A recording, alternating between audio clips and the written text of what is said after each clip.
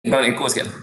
Okay, so Pulau Bunting is of course the third in terms of LNG hub ke Malaysia ni. Pengerang dan Melaka adalah dua hub pertama kita. So you can see satu di central, satu di southern. A similar concept kita develop di bahagian utara. And this concept ni is actually to take advantage of the entrance of the Straits of Malacca. So kita ni dalam jalan laluan laut utama daripada in a way from China to Middle East, America, Western world. So Selat Melaka ni of course the most busiest selat in the world. Dan we are looking at this STS operation to pull some of the volume, attract new volume dan pull some of the volume daripada Singapore and juga on the northern side of Malaysia. Okay. On the ground, kepada yang familiar, there is already a bridge. So our construction team tadi dah siapkan jambatan ni. And right now kita dalam proses membangunkan tanah di kawasan daerah Yan. Tempat ni namanya is Yan. Pulau Bunting tu is kawasan pulau ni saja. So kita di dalam mukim daerah Yan. And kita telah pun mulakan perbincangan dengan kerajaan untuk bangunkan power plant di dalam fasa 2 di kawasan Yan. Dari segi jarak saya rasa semua di sini agak familiar juga lah ya. Kita ni antara Alor Star dan Penang. In fact our location is about 29 nautical miles from Penang. 20 saya difahamkan kalau kita kira dari kawasan pelabuhan Penang Port. Dan juga these are distance from Lebuh Raya Plus. So kami keluar di Gurun Interchange dan dalam 10 minit kita akan sampai ke kawasan pembangunan pelabuhan. But again, fasa 1 is kawasan di perairan Kedah. So development di kawasan darat ni belum dimulakan dalam fasa 1. Okay. So nak explain sikit on the master plan. So kita dalam fasa 1 STS operation. So we are in the waters, high sea. Of course fasa 2 is something yang kita tengah dalam proses in terms of mengenal pasti development pembangunan yang akan dibangunkan. Of course this bergantung pada syarat-syarat yang ditetapkan oleh Marine Department dan kementerian nanti dan juga produk-produk yang dibenarkan. But the intention is of course later sekiranya dibenarkan to create the SPM dengan dolphin in fasa 2. But fasa 1 there is no structure at all. Juga at the same time sekarang ni kita tengah bangunkan the terminal for the IPP, the power plant. So pembangunan power plant berada di kawasan darat dan juga sebahagian terminal sedang dirancang. Again tertakluk kepada feasibility ya. So the intention is to create the export terminal for incoming cargo and to process the cargo for the use of our power plant. Okay. Power plant of course is a negotiation dengan pihak kerajaan, Kementerian KETSA, Kementerian Tenaga dan Sumber Asli. But we are looking at earliest pun dalam 2026 hingga 2029. So that is the period of commencement. Cuma building a power plant ni makan masa 3 tahun. Perancangannya lebih kurang setahun. So we need to start already sekarang dalam 2021. Okay. So again fasa 1 is just on ship to ship. But in the long run this is the master plan for kawasan pembangunan Yan. Okay. I will not go into detail sangat. Pulau ni actually memang dah sedia ada. Half of it belong to the state, milik kerajaan negeri Kedah. And half of it telah diberi hak milik kepada Kepulauan MMC. Kita akan bangunkan sebahagian kalau ikut ni bahagian yang berdekatan dengan jambatan lah. Dan sebahagian lain tu kita still berbincang dengan kerajaan negeri. Mereka pun ada perancangan untuk bangunkan sebahagian pulau penting. Okay, so step 1 currently kita dalam proses gazettement. So this is actually first step yang kita dah mulakan sebelum kita mohon menjalankan MRA ni is to create a gazette for port limit. So gazette port limit ni berada dalam tindakan Kementerian Pengangkutan dan AG. Kami sendiri tak terlibat secara langsung dalam penguartaan ni. But kami fahamkan penguartaan sedang berjalan. And kami will just focus on kajian MRA di spot-spot yang ditetapkan. Okay. So intention kami dalam spot ni, of course, there will be Anchorage area dan STS area. I think CMB akan explain in detail on the breakdown operation dekat activity dekat spot ni. On the mainland, currently the planning is we are looking at developing the berthing area export terminal and most importantly the power plant. So yang ini yang dalam perancangan ni with another team currently. Okay. So on activities, activity yang dijalankan mainly commercial activities, LNG transshipment, LNG bunkering, container filling and gas up, pull down. So these are the main four yang based on our feedback yang the demand and interest has start coming in. Transshipment is of course cargo-cargo yang going from another market to another market, so dia tak masuk ke Malaysia lah. So these are mainly for Thailand.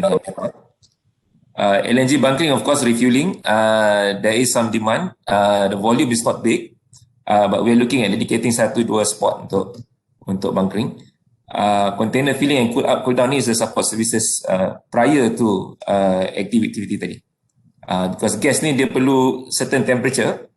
Jadi bila kapal tu sampai dia perlu yang nak mengeluarkan gas tu pun kena certain temperature, yang nak menerima gas tu pun certain temperature. At the same time, kita juga ada collaboration with our sister company, Penang Port.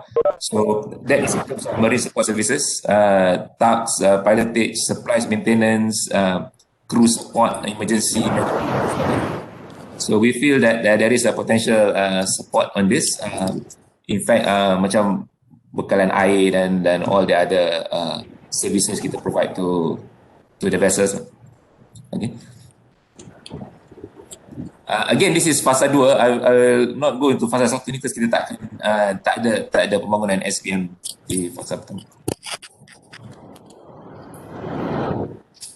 Okay. So again, our strength, actually ship to ship ni kami di MMC Group, we have been providing the services to the various ports tadi, especially Tanjung Beruas dengan PTP. So it's not something new, cuma di sana dia dilakukan di dalam kawasan had sepadan sedia ada lah. Had pelabuhan sedia ada. So this is a new had pelabuhan, and the team yang will handle this is mainly from Penang Port. Of course kita akan follow the Malaysian Statutory Regulation. We will comply to whatever syarat-syarat yang ditetapkan. So we are still waiting for Kementerian Pengangkutan dan Marine Department lah. Sekiranya ada syarat-syarat yang lain daripada Melaka dan Johor. Dari segi marine services, yes, tugs, pilotage dan sebagainya tadi, all the support services we are currently providing, so no issue. Of course, our pengalaman recently particularly on LNG bunkering di Johor. So this is a cargo yang vessel yang queuing in Singapore actually. They are meant for Singapore punya bunkering. But because of the congestion, we work with Petronas to offer them LNG bunkering in Johor, and they accepted and was successful lah. But of course, the bunkering itself memang require a lot of plan, because cargo LNG ni is very expensive satu, and requires timing yang tepat lah. Because kapal-kapal ni they don't have banyak station bunkering di dunia lah. So Singapore is the number one in this region. So kita di Malaysia ni we're trying to catch up with that and try to eat the market share and offer the services here. So yes, di Johor pun we will have, di kawasan Yan ni pun akan ada focus on bunkering. Of course kita akan comply to all the other procedures, termasuklah anti-bribery ini dan attractive rates lah. So we are very confident kita boleh compete with Singapore. Lain-lain kelebihan kita is of course the water conditions in Kedah. We are much calmer. I think the team will explain later. And the depth we have for all vessels di kawasan ini. So that makes the tempat ni sesuai untuk STS and especially for LNG. Okay. Alright, this is getting technical a bit. So one of the proposal we have is of course the stationing of FSRU dan sebagainya. And then this is the gas cooling up, cooling down services. Again, these are support services for the actual STS activity itu. Okay. So what happens to the LNG tadi? So LNG tadi from the sea, kalau ikutkan daripada laut tadi, intention is of course to bring the gas into land, and bukannya, of course the intention again di kawasan pembangunan Yan ini nanti akan dibangunkan sebuah power plant, sebuah loji janda kuasa yang run on gas. Okay, there's one in Glugo, there's one in Pride.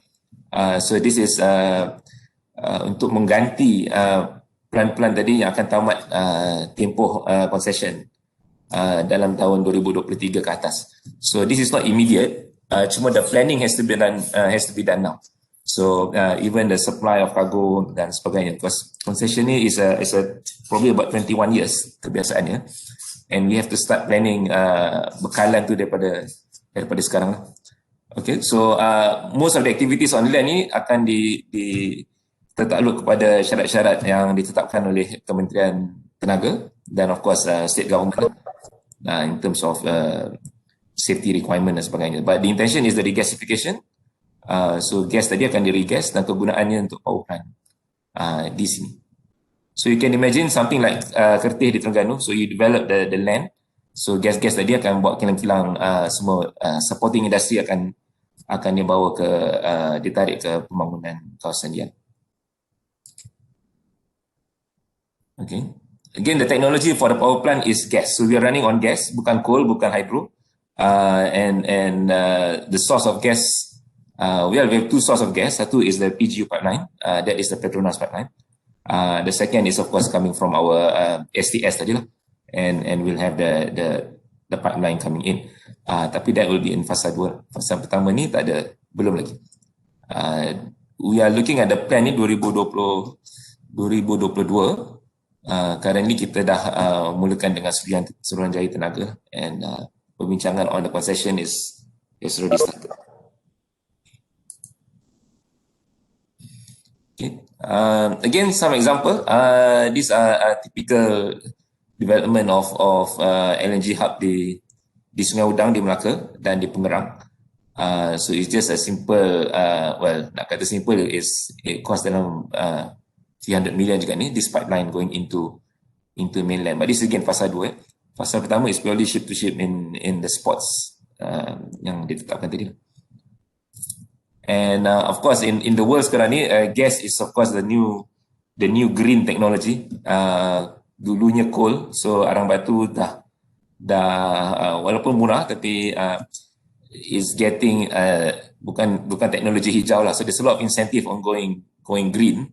Of course Korea, Japan, China, these are all the countries yang dah move into LNG. Of course Western world, America, UK semua dah go into gas earlier than us lah. Di dalam region kita, India, Myanmar, Bangladesh have all now converted from coal to LNG. So this is an industry we are working closely dengan Petronas juga, dengan Gas Malaysia to develop the LNG industry in Malaysia. So again, power plant and the tank farm tu is the quick fix for the development. Tapi at the same time, light industry, heavy industry currently running on electricity, running on of course there are already some yang turn to solar, some still running on power from TNB. The option now is to go into a small scale LNG. So we feel the LNG market ni akan berkembang di kawasan Kedah especially.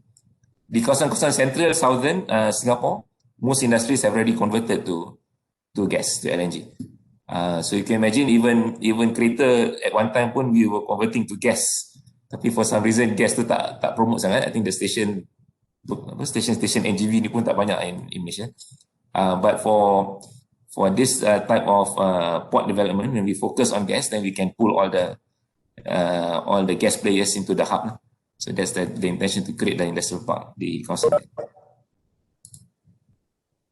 Okay, so conclusion ya.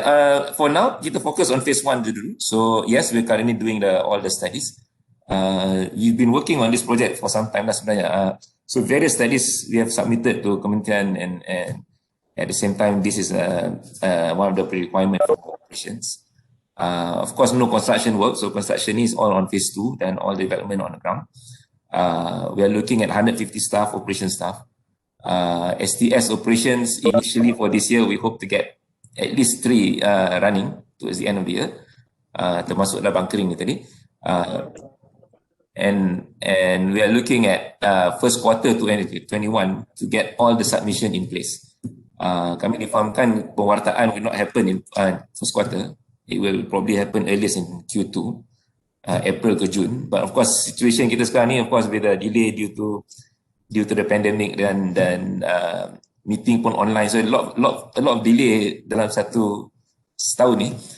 So we are looking at probably Q2 as the deadline to get all the approvals in place.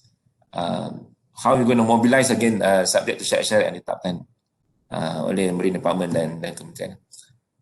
At the same time, we're already talking to TNB dan sebagainya, Sukai Tenaga, on the power plant and starting the planning work untuk gas terminal. Okay, so that is overall the project. So kita go back to the MRA. So I'll hand over to Encik Haifuzi. Terima kasih. Okay, thank you, Hilmi.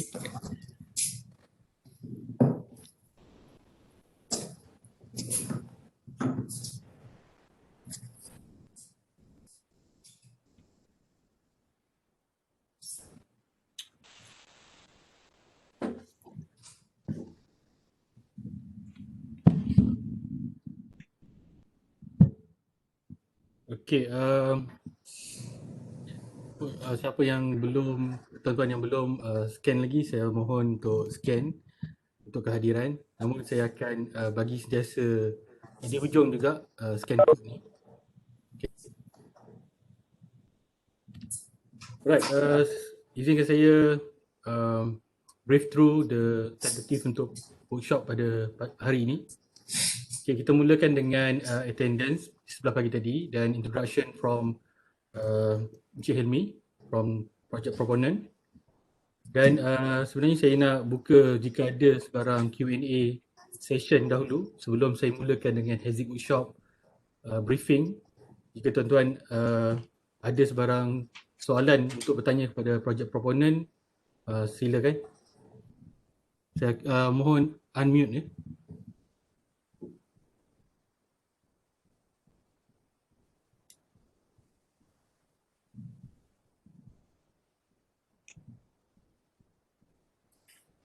Ada soalan? Tiada.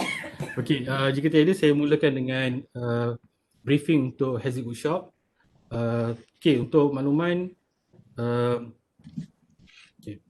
Bersama saya pada hari ini ada 4 orang konsultan, iaitu lead by Captain Azhar selaku pilot and STS expert. Kemudian Dr. Ahmad Faizal, okay, dan saya sendiri Hafizi, dan saya juga ada seorang lagi analisis Dr. Hafiza. Okay. Jadi pada hari ini kami akan brief dahulu apa yang kita jangkakan dan kita harapkan daripada Haziq Workshop ni serta metod yang akan dijalankan. Memandangkan ini kali pertama saya percaya Haziq Workshop dijalankan secara atas talian seperti ini. Jadi saya mohon tuan-tuan, jika ada sebarang isu atau masalah, just raise the issue sebab saya tak tahu tuan-tuan boleh terima atau tidak saya punya penerangan dengan baik atau tidak. Okay. Juga jika ada sebarang masalah berkaitan dengan line ataupun tertinggal mana-mana, just boleh chat dekat ruangan chat. Saya akan mengambil maklum dari ruangan chat. Okay. Saya jangkakan untuk sesi pagi ini kita akan berakhir sekitar pukul 12.30. Sekarang ni dah 10.30, so insyaAllah dalam 2 jam sesi ni. Dan di sebelah petang nanti kita akan sambung dengan Haziq register untuk melengkapkan Haziq punya checklist dan ranking serta control option. Okay. Okay, sekali lagi saya, jika tuan-tuan tertinggal untuk isi attendance, tuan-tuan boleh scan dan boleh isi kat Google Form. Jika ada masalah tak apa, saya akan letak dalam ruangan chat juga untuk tuan-tuan isi kehadiran. Okey, di mana kita sebenarnya projek ini telah bermula pada hujung Disember dengan kami mengadakan stakeholder engagement, di mana pada mulanya kami pergi ke Maritim Malaysia di Langkawi, kemudian ke Penang Port, kemudian ke Pejabat Perikanan Daerah Yan, dan juga kami pergi ke Jabatan Laut Wilayah Utara untuk MRA TOR presentation. Jadi MRA TOR presentation telah dilaksanakan pada 30 hari bulan Disember di Ibu Pejabat Jabatan Laut Wilayah Utara di Gelugur Penang.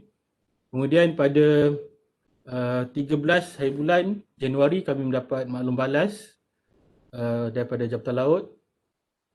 Kemudian kami mengadakan full mission ship simulator pada 18 hingga 19. Sebahagian daripada tuan-tuan di sini telah menyertainya. Jika tuan-tuan ingin melihat kembali, kita ada buat live streaming tu secara record di Facebook. Jadi saya boleh bagi link, dan juga pada hari ini saya akan share hasil daripada full mission ship simulation yang kami jalankan juga. Dan pada hari ini 4 hari bulan kita laksanakan hazard workshop. Hasil daripada hazard workshop ni kami akan jana risk register untuk hazard di kawasan proposed area. Seterusnya kami akan melengkapkan laporan MRA. Okay, objektif untuk hari ini kita harapkan kita sama-sama brainstorm, bertukar-tukar pandangan bersama stakeholder yang ada untuk memaksimumkan, untuk mengkaji tahap safety berkaitan dengan marine traffic di kawasan proposed area. Dalam slide Encik Helmi tadi telah menyatakan juga description of the project secara economicsnya, business perspektif. Kami di sini menunjukkan di mana spot-spot yang telah dipropose untuk dijadikan STS spot di off Pulau Bunting. Ada 10 spot yang telah dikenalpasti untuk dicadangkan sebagai STS operation spot. Kami bahagikan juga kepada cadangan ini kepada beberapa jenis types of vessel dan cargo. Kalau dilihat pada spot 1, spot 10 dan spot 9 dikhususkan untuk crude oil, manakala spot 2, 3, 4, 5 dan 6 dikhususkan untuk LNG. Spot 2, 3, 4, 5, 6 ni lebih cetek sedikit berbanding spot 1, 10 dan 9. Manakala spot 8 dan 7 adalah dikhususkan untuk bunkering operation. Mungkin Dr. Faizal boleh start. Okey, baik. Seterusnya, yang ini slide sekarang menunjukkan project team yang terdiri daripada team consultant dan team proponent, which is Andaman Ports and Berhad, diketuai oleh GM dia iaitu Cik Helmi Faisal, dan kemudian Cik Muhammad Nizar, dan ada lagi Cik Kenny ya sekali. And then consultant team diketuai oleh Datuk Captain Jaafar, kemudian Cik Muhammad Kamil sebagai project manager, project coordinator dia Cik Muhammad Anik, kemudian di pihak kami saya sendiri Ahmad Faizal on safety of navigations, Cik Afizi on marine risk assessment, dan Captain Azhar which is expert on STS. Untuk ni dia cover on navigation and ship handling, dan ada lagi Captain Zaldi yang that one they will cover on the health safety environment matters. Thanks. So yang slide ni menunjukkan overview of marine risk assessment studies. Dia terbahagi pada 3 stage, di mana stage sekarang ni kita dah mula dengan stage 1, which is kita dah mula dengan dapatkan existing environmental information, which is wind, current, wave, traffic dan environment dan sebagainya lah yang kita dapatkan. Bathymetry yang kita dapatkan daripada data sedia ada dan juga data yang kita serap daripada literatures. And then dalam stage 1 kita dapatkan juga, kita dah jalankan juga navigation information, kita dah jalankan simulation analysis di full mission ship simulation center di UMT. And then during that kita dah jalankan mooring and anchor analysis. Dan of course kita dah jalankan traffic analysis which is based on AIS data. Okay, itu yang kita dah jalankan pada stage 1. Kemudian result daripada stage 1 ni kita akan bawa kepada hari inilah, kepada hazard workshop, which is masuk pada stage 2 untuk membuat risk assessment. Jadi dalam risk assessment ni ada basically dalam 5 steps. Kita akan mulakan dengan workshop, hazard workshop. Hazard stands for hazard identification. Jadi the first stage of the hazard workshop tu kita akan identify hazard-hazard yang berkaitan dengan operation STS di Pulau Bunting, dan hazard dia adalah bergantung kepada subjek tu, pada jenis kapal dan kargo dan keadaan environment mid oceans. Yang itu kita akan identify, dan juga traffic semasa lah. Traffic tu maksudnya dari segi traffic perkapalan dan juga fishing boat dan so on lah. Yang itu kita akan identify pada awal hazard workshop, dan kita akan menjana hazard list. Jadi hazard list tu kita akan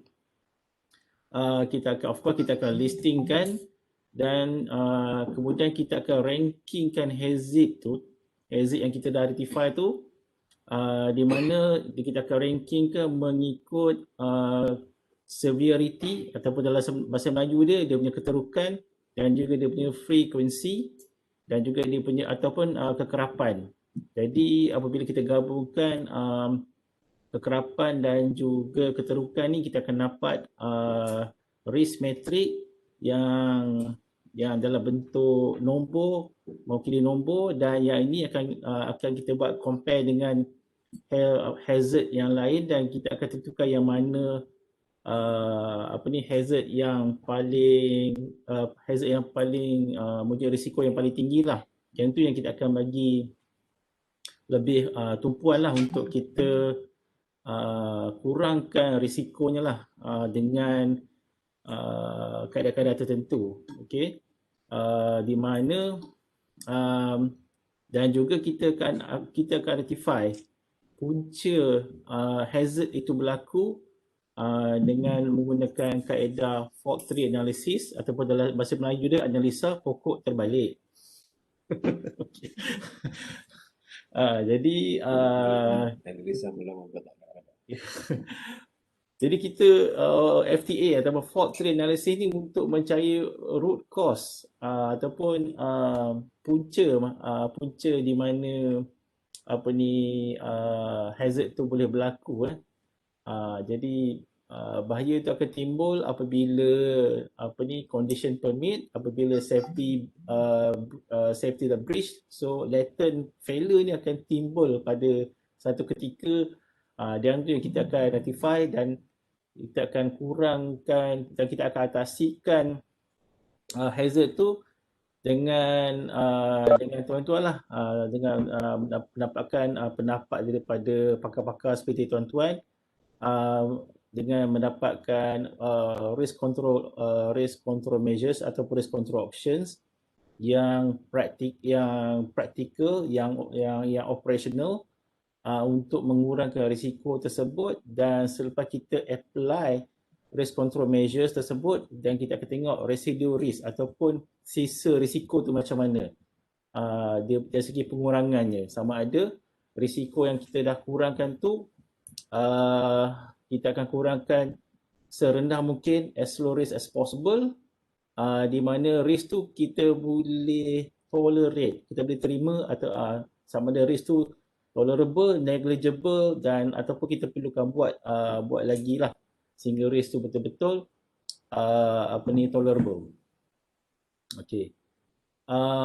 Dan akhirnya of course kita akan dapatkan risk yang asal tu, dan kita dapatkan risk selepas kita apply risk control option tu, di mana kita dapatkan risk residual index. Yang risk control options yang terbaik yang kita akan recommend supaya dia dapat digunakan untuk mengurangkan risiko yang kita dah identify earlier lah, hazard yang kita dah telah identify earlier. Yang itu which is dalam stage 3, dalam stage 3. So again, dalam MRA studies ni ada 3 stage, data collection, so kita dah buat dah. Dan sekarang ni kita dalam stage 2 which is risk assessment. Kita akan identify semua hazard dan kita akan reducekan hazard tu dengan risk control options. Dan kita akan propose the best risk control options untuk atasi hazard yang telah kita identify earlier.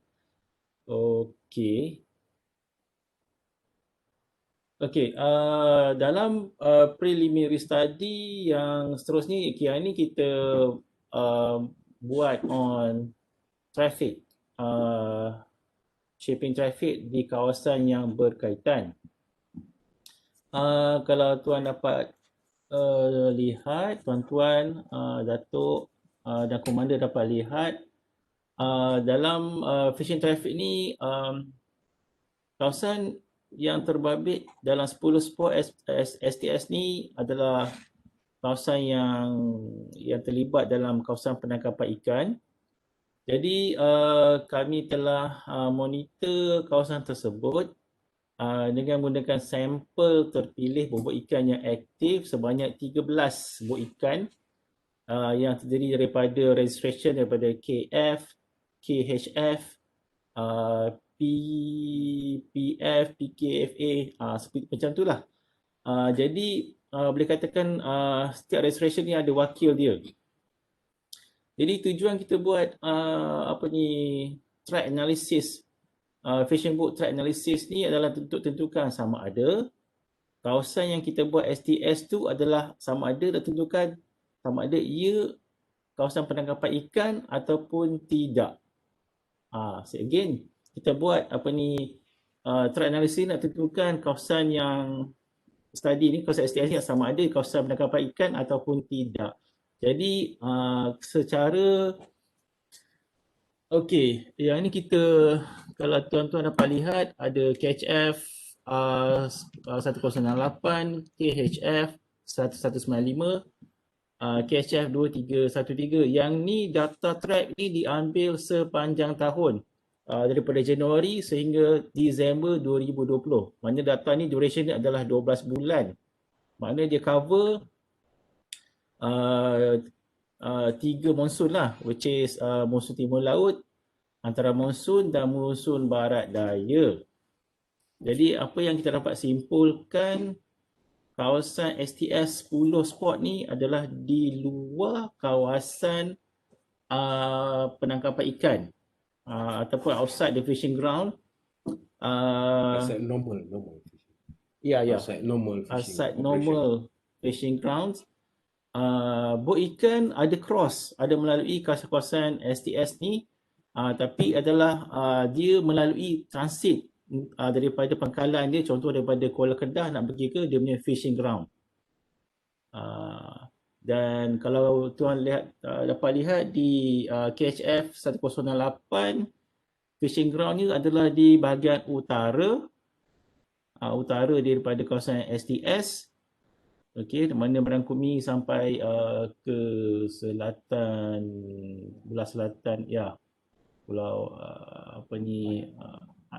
utara Pulau Paya lah, utara Pulau Paya, selatan Pulau Langkawi.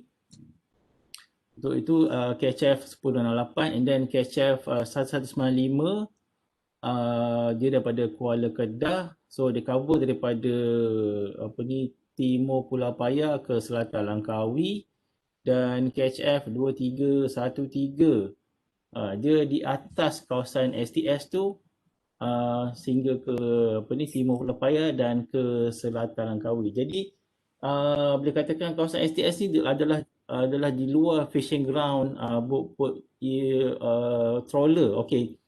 Ini adalah bot trawler ya. 13 bot ni adalah bot trawler yang kita dapat maklumat ni daripada Jabatan Perikanan. Dan kawasan fishing ground ni dia cover oleh bot daripada Kuala Kedah ya. Kuala Kedah, and then ada juga daripada Kuala Muda, ada juga daripada utara Pulau Pinang, which is Teluk Bahang. Tapi kita dah tengok memang kawasan ni bila kita buat tracking analysis memang di luar kawasan penangkapan ikan lah. Yang itu kita dapat simpulkan lah. Okay, next. Yang ini adalah track ferry Pulau Pinang ke Langkawi dan ke Bali. Yang ini kita dah rectify ada certain ferries lah.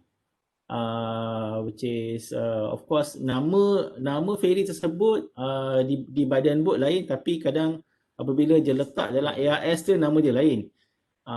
Okay, yang ni semua kita dapat Star City Express. Ni the whole year the whole year. Jadi dia di sebelah barat Sport STS. Kemudian MV Kenangan 3 pun di sebelah barat STS Sports. Yang ni data untuk sepanjang tahun sepanjang tahun 2020, which is 12 bulan cerapan. Dekat 2 km 2 km daripada area pasing. Ya, 2 km. Ya, lebih daripada 2 km daripada kawasan kita. Kawasan ni, ya. Kawasan yang kita buat STS ni. Okey. So, okey. Okey, kemudian kita ada buat jarak. Kita ada buat kiraan jarak daripada kawasan STS sekarang propose kepada submarine kabel Kuala Muda ke Penang.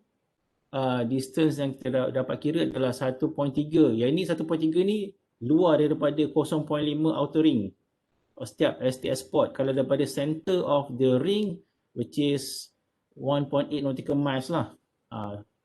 Jadi kita rujuk pada expert STS, dia mengatakan lebih daripada 1.1 nautical miles agak selamat lah untuk kawasan tu kita buat kawasan operasi untuk STS. At the same time, kawasan yang kabel ni banyak jugalah di-troll oleh bot-bot pukat kenda. Tapi buat masa ni kita tak ada dengar apa-apa isu lah. Okay. Kabel tanam di bawah kita. Yeah. Kabel tu is a type of buried cable. Okay, next kita pergi kepada wind direction dan juga wind speed. So dominant wind kawasan STS ni adalah daripada from north east dan juga from southwest, daripada timur laut dan barat daya. Semestinya timur laut sewaktu musim monsun timur laut, dan barat daya daripada semasa musim barat daya. Dan kalau kita tengok magnitude kelajuan angin, dia kebanyakannya yang number tu menunjukkan kilometer per hour. Jadi paling tinggi adalah hampir lebih kurang 20 km per hour. Kalau tukarkan kepada knots adalah lebih kurang 10 knots. Jadi tapi kuantiti yang bertiup lebih daripada 10 knots tu adalah amat sikit lah. Di mana boleh katakan ini saya merujuk kepada north east dengan south west. Di mana kebanyakan angin adalah di bawah 10 knots all the times. Of course kita ada Sumatra Squalls, tapi Sumatra Squall ni dia berlaku amat singkat. per Sumatra scroll dia akan berlaku dalam 1 ke 2 ataupun 2 ke 3 jam saja. Dia Sumatra scroll ni dia akan muncul sama ada di Sumatera dan juga di tengah-tengah Selat Melaka, dan dia akan bergerak ke arah Malaysia. selatan, ya, ke arah selatan, ke arah Singapura. Dia akan bergerak sama ke bawah dan ke arah coastline Semenanjung Malaysia, betul. Okey. Okey. Seabed type di kawasan tersebut adalah jenis basically adalah kawasan lumpur mud, dan dia terbagi pada lumpur yang mud broken shell, mud broken shell plus sand, dan mud dan fine sands. Jadi apabila kita tengok morfologi seabed kat situ daripada mud, bermaksud kekuatan hidrolik di kawasan tersebut adalah lemah lah, di mana arus dekat dasar tu lemah. Sekiranya arus di dasar tu kuat, maknanya komposisi itu lebih kepada pasir. Dan sekiranya pasir tu halus, hidrolik kekuatannya adalah kurang. Tapi sekiranya coarse sand atau pasir kasar, dan dia punya hidrolik kawasan tu adalah kuat lah. Jadi tak ada pantai berbatu di sini. Bermaksud di coastline dia, jadi bermaksud di sini Dasar laut. dasar dan juga pantai dia dari segi kekuatan arus hidrolik dia adalah kurang lah. Itu maksudnya. Okey, yang ni kita merujuk kepada slide sekarang pada arus laut. Arus laut. Jadi arus laut ni dia juga dipengaruhi oleh monsun timur laut dan monsun barat daya. Untuk yang sebelah kiri itu daripada Disember ke Februari, di mana berlaku ketika monsun timur laut, dan arah arus adalah ke arah barat dan ke arah northwest, barat utara. Boleh katakan magnitude arus ni kebanyakan bawah daripada 2 knots. Most of the times. Kemudian yang dominan adalah satu lagi di semasa monsun barat daya southwest, berlaku antara Jun ke Ogos. Yang ini arus akan bergerak ke arah timur dan ke arah selatan, dan maksimum arus speed dalam 2 knots dan ke bawah lah. Tapi 2 knots punya percentage tu rendah. Maknanya most of the time dia di bawah 1 knots kelajuan arus. And then kalau tuan-tuan lihat dalam peta tersebut ada ditandakan kawasan STS Port, cross warna merah kan. Jadi kawasan tersebut dia lebih terlindung, dia seolah-olah macam bentuk teluk antara Langkawi dan Pulau Pinang. Jadi boleh katakan magnitude arus kat situ kurang daripada yang dengan Karurus yang tunjukkan lah. Kerana dia kawasan yang terlindung lah, lebih terlindung, bukan terbuka kan. Okay, ini adalah swell distributions. Swell distribution ataupun taburan ombak, alun. Okay. So of course swell is a unbroken wave. So basically, okay, kita tengok apa yang kita nampak sekarang di sebelah kiri atas. Yang ni sewaktu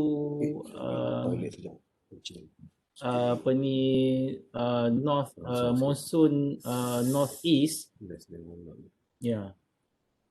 Jadi kebanyakan tinggi ombak kurang daripada kurang daripada mostly 1 meters lah, 1 meter. Sekali ikut scale tu dia tunjukkan up to 2.2, tapi basically is most of the time kurang daripada 2 meter lah, basically. Okay, baik. Itu yang sebelah kanan atas. Okay. Yang kita merujuk kepada square rows yang sebelah kiri, bukan yang sebelah kanan. Sebelah kanan. Yang ini dia merujuk kepada ketika southwest monsoon. Jadi semestinya ombak banyak datang daripada west side dengan south, tapi bahagian south tu telah dilindung oleh Sumatera. Tapi apabila kita lihat kawasan yang terbabit tu di dalam, jadi dia lebih terlindung lah dengan daripada kawasan yang ditandakan oleh swell rows tersebut. Dan most of the times ombak below 2 meters, below 2 meters most of the times. Okay. Tak ada 2 meter, tak ada 1 meter je. Yeah, most of the time was about 1 meters lah. 1 meters. Less than that. Okay, less than that.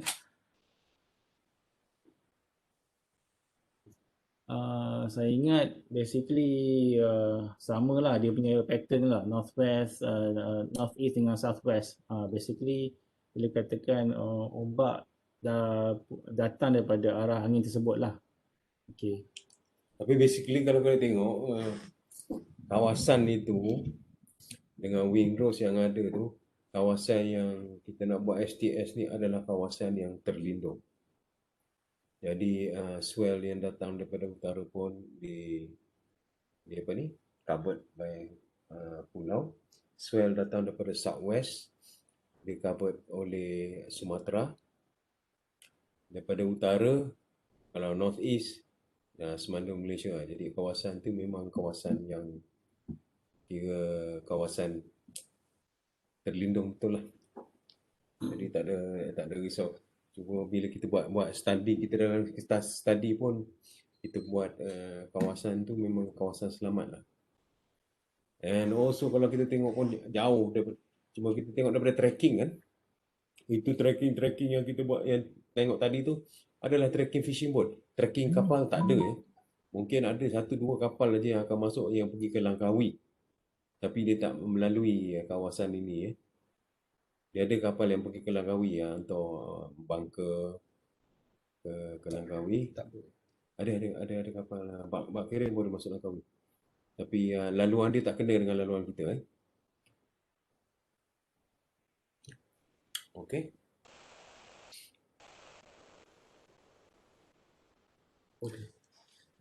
Okay, baik. Okay. Okay. Ini adalah sempadan enforcement oleh Maritime Malaysia, kawasan tanggungjawab.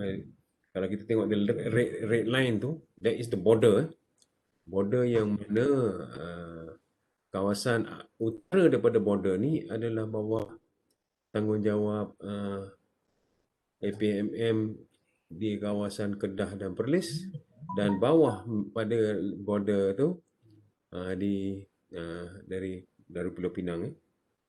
Jadi kawasan kita ni yang proposed area this is under the jurisdiction of APMM Negeri Kedah dan Perlis yang base dia dekat MRSC dia dekat Langkawi. Yang base hampir di Kuala Kedah. APMM. Kuala Kedah dekat dah tu.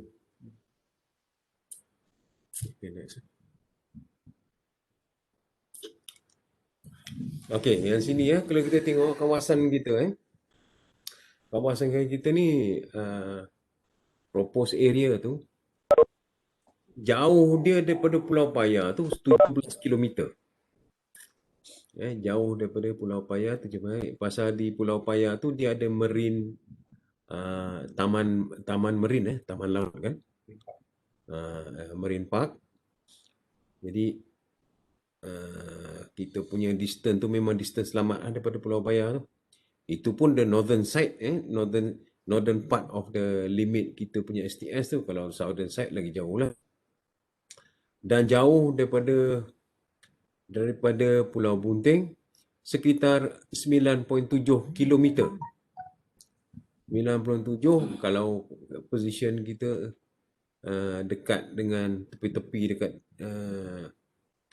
lagi western daripada kanan lagi, mungkin dalam 11 ke 12 kilometer. Maknanya jauh Dan kawasan apa ni, pulau apa tu? Pulau Songsang Song. Pulau Songsong sekitar 8 kilometer. Benda ni jauh ni actually. Sebenarnya jauh dari segi kalau kita tengok ini for the project proponent yang owner ni, dia punya logistik dia punya tu, travelling distance tu memang jauh lah ke Cap, tempat. kalau jarak ke Kuala Kedah? Jarak ke Kuala Kedah? Sat. Mana Kuala Kedah? Kedah. Kuala Kedah atas. Lagi jauh. Nanti saya calculate.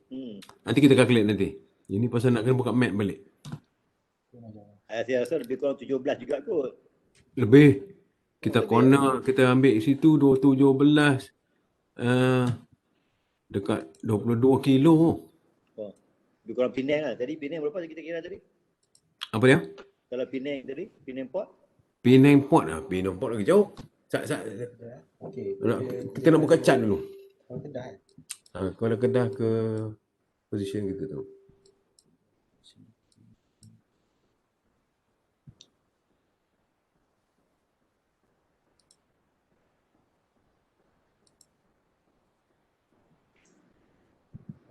lebih pada 10 batu.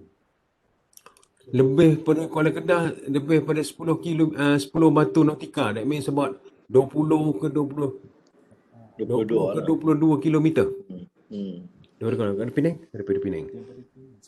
Itu bahagian utara yang Kuala Kedah tu dia bahagian utara kita punya limit Ya. Daripada Penang, daripada selatan kita punya limit.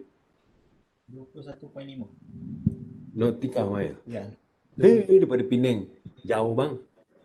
21.5 nautical mile. About 40 kilo. 42 kilo.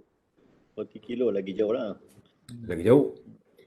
Lagi segi je logistik tu lah. Tak boleh pergi turun naik nak pergi ke sana tu. Tanjung Yalah. Dawai ke Tanjung Dawai lebih kurang 13 nautical.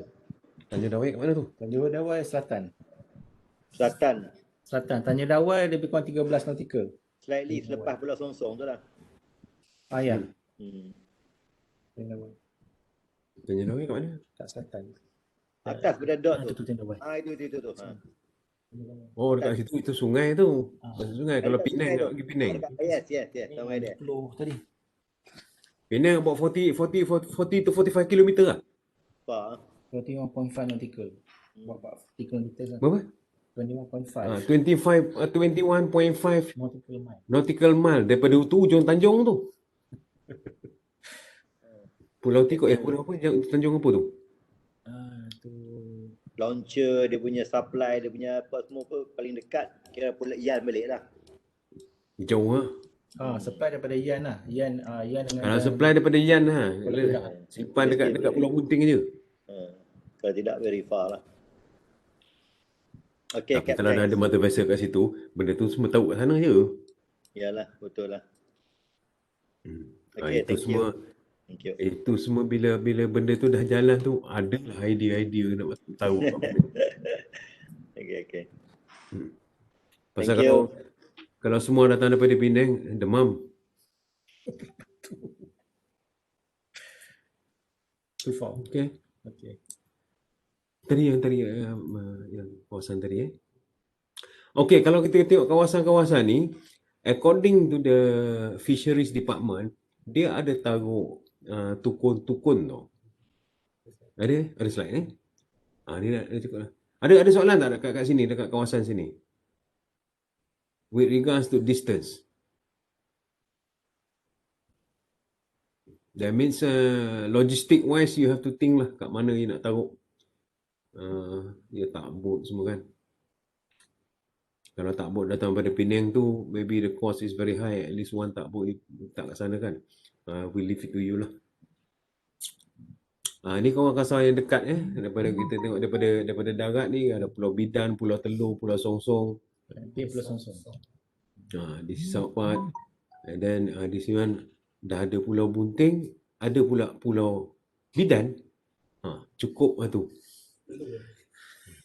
Lepas tu Pulau Telur. Lepas Bunting dapat Bidan keluar ke Telur. Sedap Kedah.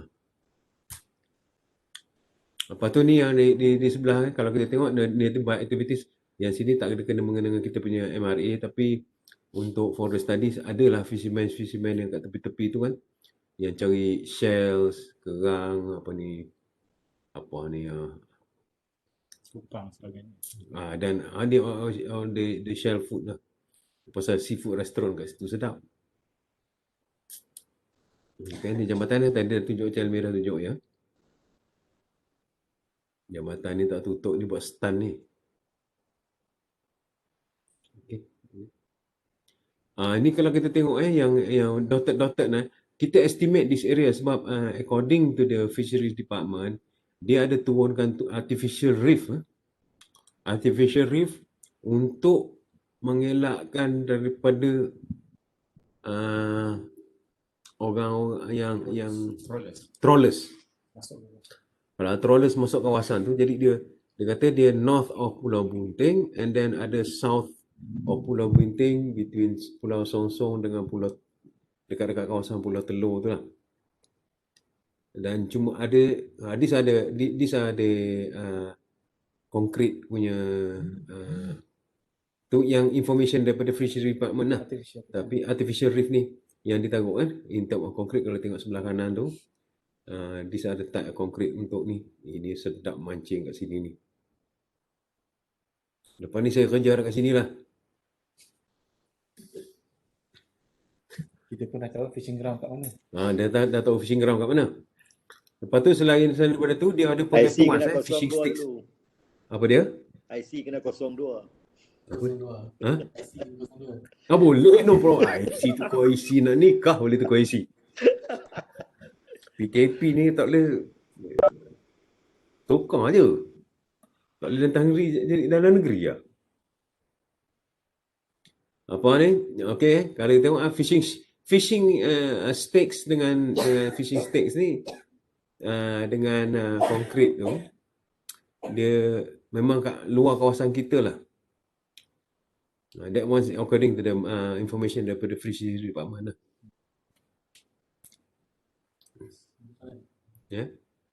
Next. Tu pasal kita concentration tu dia tak pergi trawler tu, dia tak pergi kawasan situ. Dia corner je kat situ. Kat sini pasal kat situ ada konkret. Dia transit je. Dia transit je. Okay, next. Ni dah ada spesies yang ada lah dekat kawasan. Ada turtles, ada marine mammals. Tapi most of it dekat kawasan Langkawi punya area lah, belah northern side. Ni Pulau Paya ni. Dekat kawasan Pulau Paya ni di Marine Haven. Okay, next.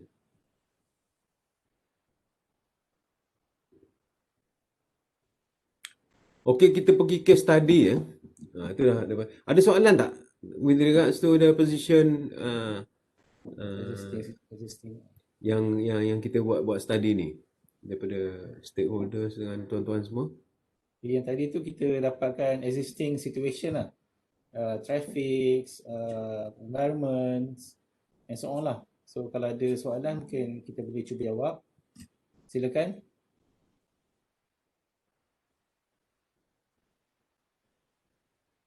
Okay, kalau tak ada kita teruskan pada case study. Okay, kita pergi ke case study. Kita dapati case study overall overall with regards to STS operation ini source daripada OSIS Dynama. Kebanyakan insiden berlaku bukan dari pelanggaran. Kebanyakan insiden berlaku daripada bila kapal tu tengah buat ship to ship transfer. Bila kapal tu dah terikat dua, buat ship to ship transfer. Mooring line breakdown. Tali kapal putus ya. Ni kebanyakan ni kalau kita tengok situation ni adalah situation di kawasan-kawasan Afrika. Kawasan Afrika, South Africa. Jadi ni this is all over the world punya uh, apa ni? Information and then mooring line. Jadi kawasan-kawasan yang berombak je yang tali-tali putus ni banyak-banyak kes di tali kapal. Tali kapal putus, banyak kes-kes yang kawasan-kawasan yang berombak macam kawasan Afrika, kawasan-kawasan di sebelah selatan Indonesia, Jawa. Tapi kawasan kita yang saya dah berapa? Dah 7 tahun buat SDS kawasan-kawasan kita ni, tali putus tak ada. Belum ada kes tali putus. Lepas tu, that is 73.4% tali putus ya. Lepas tu fender pecah, fender putus 10%. Pelanggaran, ini dia metal to metal contact. Bukan berlanggar. Kalau cakap orang Kedah apa, beretuh kuat-kuat tak ada. Dia melanggar sikit je, colek sikit je. Contact. Masa pilot bawa kan, salah angle, kena sikit. Tu about 10.9%. Ada kes juga dekat tu kapal brake tak makan. Tu one of the collision. Tapi these are not apa ni? Pelanggaran yang at high speed Lepas tu transfer hose breakdown. Hose pecah. Cuma 2.8% saja. Pasal hose ni dia akan masuk dalam checklist 1, 2 and 3 in the dalam operation, macam mana dia check hose ni semua supaya dia jangan pecah. Lepas tu damage to tugboat or supply boat. Ni bahasa tergeser ni. Tugboat tengah-tengah buat kerja, tugboat engine rosak. Saya kat Johor buat hari tu, ada juga 2-3 kali kena tugboat rosak tengah-tengah dalam operation Lepas tu supply boat ni pilot boat langgar ni sikit-sikit dan lain-lain. Lain-lain ni adalah tali apa ni, pilot ladder putus, anchor dragging, ni ada 0.8% lah.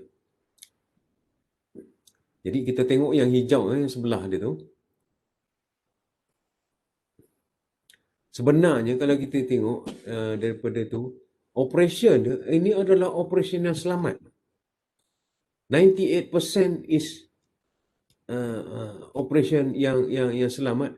Cuma yang ada insiden dalam 100% tu 2% saja ada insiden. Yang insiden yang kita cakap dalam sebelah tu. That means out of the total 100% of operation, only 2% yang ada incidents. Just lately, just for information, dekat Afrika, ombak besar, dia insiden bukan tali putus. Tali terlalu kuat. Jadi, mother vessel tu VLCC, daughter vessel tu Aframax, tak cukup tali, dia minta tali daripada VLCC. VLCC kasih. Bila kena ombak, tali VLCC tu terlalu kuat, dek kapal sebelah terangkat dengan bolat-bolat sekali. Ada satu insiden yang baru keluar untuk dalam fender care. Jadi kita kena find out sama ada compatibility antara tali kapal dengan breaking load of the kapal punya bead ni. Ni insiden-insiden yang tak terjangka lah. Kita ingat kita dah buat selamat, rupanya tak selamat juga. Okay, next. Okay, on top of that yang kita buat simulation study. Ni orang tua ni ada sebab kat sini. Kita ada buat live streaming itu yang tengok apa ni, ramai juga yang interested tengok parti. Jadi Penang Port punya group kena belajar dengan saya ni. Right? This kita buat ni untuk sama ada with the condition dengan tugboat, dengan tak ada tugboat, with the emergency, it can be done. It's just mainly on training of the pilots. Jadi Penang pilot tu hari-hari dah bawa kapal. Jadi benda ni senang lah. Boleh tengok kat sini kan. Boleh tengok kat live streaming sana. That's the live streaming yang ada, you can go through lah. Jadi pasal hari tu PKP kita actually nak bawa Penang pilot sekali bawa buat kerja buat kat sini. Tapi pasal PKP kan, orang tua ni seorang je lepas. Itu pun kena cap polis berapa kali lah. Berapa kali pergi tempat balai polis. Pasal dia kata umur 60 dia risiko tinggi. Patut duduk rumah. Okay. So we do the simulation studies 18 Januari hingga 19 Januari hari itu. Selama 2 hari kita buat. Jadi kita buat, it's a very good training to the people kat sini jugalah. Saya dapat semua, saya punya wheel woman. Bukan wheelman, wheel woman semua. Jadi on top of that tu simulation study, kita buat simulation studies on anchoring. Yang mana kita anchor kapal tu, kalau kapal tu anchor dekat kawasan itu dengan keadaan pasir dasar dia, dengan berat anchor, dengan berat tali anchor tu, kabel, berapa panjang kabel yang kita nak buat. Jadi kita run daripada 5 shackle sampai ke angin 40 knot, sama ada kapal tu bergerak tak. Jadi kita dapati nanti that one akan masuk dalam kita punya result dan recommendation, yang mana the best anchor dekat kawasan yang kita study ni adalah antara 7 ke 8 shackle. Lebih pada tu pun lagi bagus. Tapi the best anchor letak 7 atau 8 shackle, dia tak bergerak lah sampai bila-bila. Kecuali dia bila berpusing banyak-banyak tu, bawah tu jadi macam taik lembu. Satu kerja pula nak lepaskan anchor. Jadi dia ada recommendation lah, every 3 months dia kena heave up anchor. Lepas tu dia kena re-anchor balik semula. Jangan anchor tu berpintal kat bawah. Jadi on top of the study, kita buat anchor study, 20 run study sampai angin ke 40 knot dan arus berapa 1.5. about 1.5 kita guna 1.5 arus, dan angin dia kena ribut sampai 40 knot. Single vessel anchor, bermakna satu kapal aja anchor. Lepas tu kita buat run 2 kapal sekali, putus tak, bergerak tak kapal tu dengan angin 40 knot selama 2 jam kita buat run. Jadi selama 2 jam tu dia kena 40 knot. Tadi doktor cakap dia tak sampai 2 jam, setengah jam aja. Kalau Sumatera ni dalam setengah jam aja. Jadi kita buat worst case scenario, kita buat selama 2 jam kapal ni dihentam oleh badai 40 knot, sama ada kapal ni bergerak ke tidak. Jadi kita concentrate on LNG. Kalau VLCC ni kalau dia loaded angin kuat pun dia buat tak tahu je. Jadi pasal LNG ni dia punya windage area dia punya deck tu tinggi, jadi dia akan lebih terpengaruh dengan angin lah. Jadi kita dapati dalam study kita tu antara 7 ke 8 shackle dia duduklah kat situ. Tak ada apa. Jadi on top of that kita buat 20 run untuk mooring study, yang mana mooring study ni kita ikat 2 kapal, kita subject the vessel to wind dengan swell dengan arus, sama ada tali tu putus tak. Tadi kita tengok kapal tu punya sauh putus ke tidak. Ini study yang kedua tu, kita buat sama ada tali yang mengikat kapal tu putus ke tidak. Jadi cuba kita buat worst case scenario, yang mana kita cuba gunakan 2 tali depan, 2 tali headline, 2 tali spring, 2 tali after spring, 2 tali stern line. Bermakna 4 tali di depan, 4 tali di belakang sahaja untuk create a worst case sama ada tali ni putus ke tak. Alhamdulillah semua run tali tak ada putus. Nampak dia punya, kita dapat dia punya berapa tan subjected to the tali kan. Only normal kalau kita buat STS betul, tali 2 captain semua tak nak. Jadi kita mesti buat ikut according to OCMF punya recommendation is 4 tali depan, 2 brass line, 2 spring. Bermakna 8 tali depan, 8 tali belakang. Kita buat 4 tali depan, 4 tali belakang. Tak putus juga. Kalau 8 tali depan, 8 tali belakang, guarantee tak putus. Kalau putus pun, dah lama sangat tali tu digunakan, tak ganti-ganti. Ada company yang lokek kan. Captain minta tali, dia tak kasih. Putus baru dia kasih. Bila tali putus, dalam kalau ikut pada kita STS, bila tali putus, is an incident. Kita kena buat incident report. Biarlah jangan tali putus. Saya paling tak suka incident report. Janganlah tali putus. Okey. Lepas tu kita buat navigational study ni, yang 6 run, emergency run semua kita buat ni. Jadi kalau kita tengok kan, on the simulation study, on the study of kapal duduk di situ, kita dah complete the whole study. Kita dah completekan the whole study, then it is feasible. Tapi kita punya hazard meeting ni, kita nak tengok interaction daripada yang kita study tu dengan pendapat tuan-tuan semua kan. Kita buat lepas lunch nanti. Next. Ini dah yang modeling kita buat. Ini kita dah buat worst case scenario. Kita tahu LNG yang paling besar sekali. Kita buat LNG yang paling besar ni. That means kalau yang kecil punya dah no problem. VLCC yang paling besar sekali. Kalau kecil daripada tu, no problem. Lepas tu kita gunakan Aframax yang akan, kalau kita gunakan kalau kita nak gunakan, kita nak bawa masuk minyak pun, itu pun diperlukan lah. Banyak memang minyak ni memang hidup dia.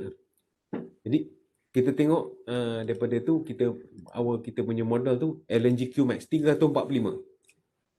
Dia 345, kita alongside-kan dengan 315. Okey lah. That means LNG yang ada kat yang I think yang main kat sini dalam 280, 290. Melaka Max ke. Panjang-panjang itu lah. Draft dia baru 13, 12. 12.5. 12-13. Tapi VLCC jangan main. VLCC kat kawasan tu dia boleh bawa sampai 26 meter. Malacca Strait tak boleh. Malacca Strait is 22 meters. Sebab controlling depth dia dekat One Phantom Bank. Dekat mana ni? Dekat Kelang tu, One Phantom Bank tu. Kawasan tu kawasan cetek. Jadi kawasan ni kalau you dapat VLCC, ULCC pun boleh masuk. Kita buat study ni, ULCC ni 352 23 meter. ULCC sampai 400. Ni yang kita tengok anchor analysis dia. This will come into our report yang kita akan hantar kepada proponent dengan Marine Department ni. Apa yang kita dah buat ni. Yang kita buat daripada 5 shackle sampai ke 8 shackle. 8 shackle dah pegang any situation, kita stop dekat situ je. Makna 11 shackle, it's up to you to how much you want to use. But kita akan bagi kita punya recommendation is between 7 to 8 shackle. For LNG kita suruh 8 shackle. Okay, next. Okay, untuk every single anchor analysis ni kita akan buat dulu untuk mother vessel. Okay, mother vessel tu kita akan buat 6 shackle ke 10 shackle mother vessel sahaja. Okay, dan kemudian kita letakkan ketika STS bersama dengan dia punya daughter vessel ataupun vessel to receive cargo lah. Jadi juga kita uji juga anchor, okay, dengan 6 ke 10 shekel.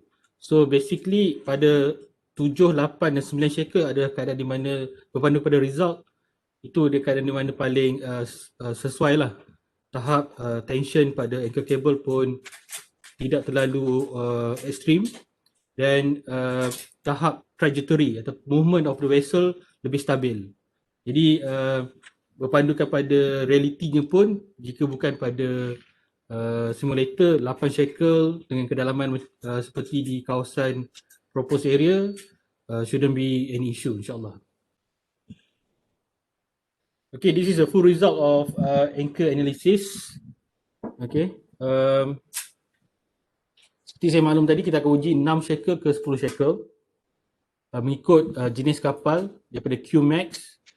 Kita pairingkan juga dengan QMAX. Satu QMAX with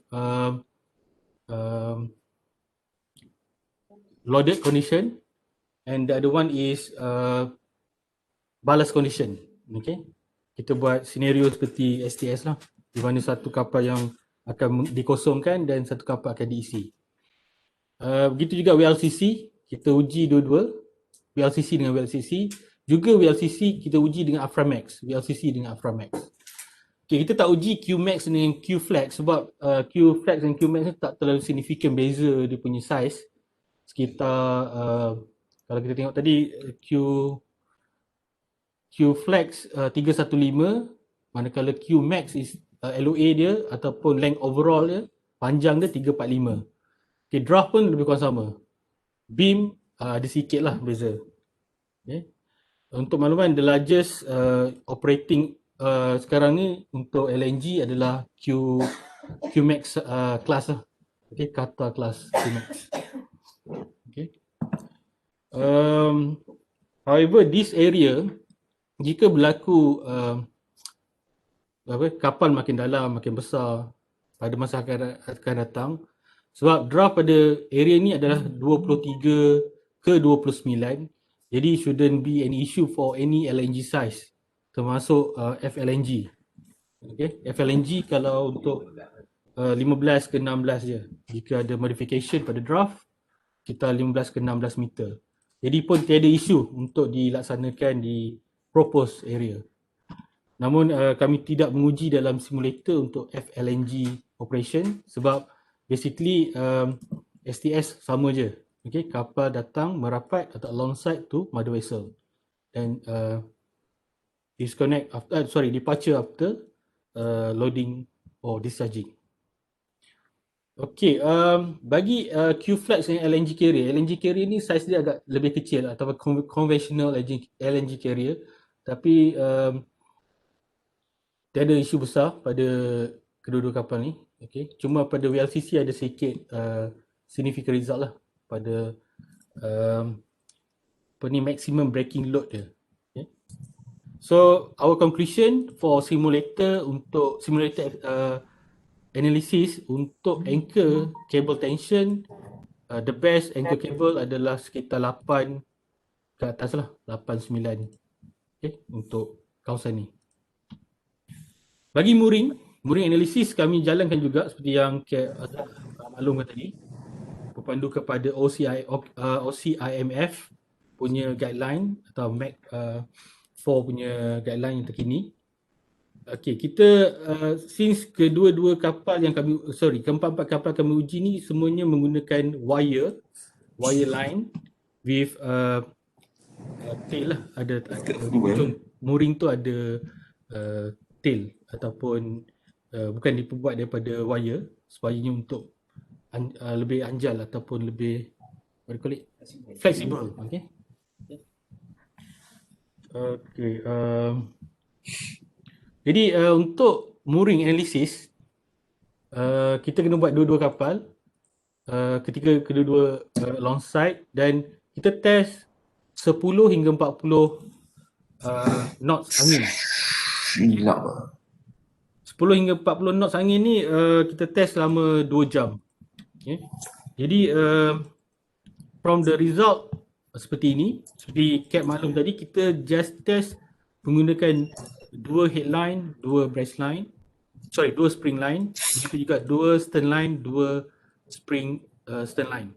Jadi 8 line sahaja. Walaupun seperti yang recommend by practical, kita selalu laksanakan 4-2. Okay. Namun dengan dua-dua pun dah memadai dengan menunjukkan result ataupun hasil data yang okey, maksudnya tidak melebihi 55% recommendation of wireline seperti yang disarankan oleh OCIMF. Okay. Jadi result dia cuma ada signifikan kepada VLCC. Right. I think VLCC ada signifikan sikit. Sorry, QMAX and QMAX. The rest, kenapa QMAX and QMAX? Sebab apabila kita uji dengan 40 angin, QMAX ni, LNG ni dia windage area dia lebih besar berbanding VLCC. VLCC ni dia punya draft dia lebih besar compared to windage area. Jadi dia punya magnitude of force itu lebih tinggi. Ada soalan? Maafkan saya, ada sebarang soalan untuk tahap ni? Okay. Ada ya? Okay. So proceed. Okay, manakala untuk navigation yang kita test ataupun kita buat ujian ketika pada 18 hingga 19 secara live streaming. Okay, kita laksanakan 6 test pada sesi live streaming. Sebab Kak Azhar seorang, kalau tak kita boleh buat banyak lagi. Sebab tak larat dah dia 2 hari 6 test. Sebab untuk makluman, simulator ni walaupun simulator, tetapi penat dia tu lebih pada pilot kapal biasa. Okay? Sebab kan Dalam simulator tak boleh makan isi kok. tak ada orang buat kopi. Tak orang buat kopi.